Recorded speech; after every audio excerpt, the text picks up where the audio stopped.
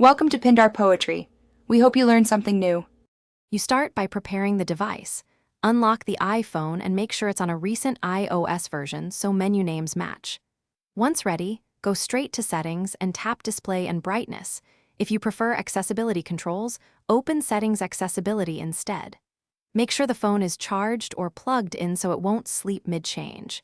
You're initiating changes now, so don't navigate away. Follow the next steps in Settings to remove or extend automatic sleep behavior. Now you'll change the core setting that causes sleep. Tap Auto Lock in Display and Brightness and pick Never to Stop Automatic Screen Dimming and Locking.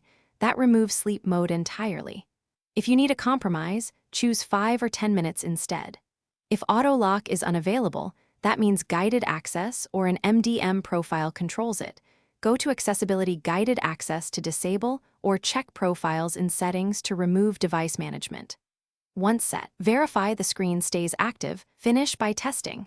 Leave the screen on for a couple of minutes to confirm it no longer sleeps. If the change didn't apply, restart the iPhone and recheck Auto Lock. Sometimes a reboot is needed to enforce new settings. If Auto Lock remains locked or grayed out, an MDM profile or restriction is likely controlling it.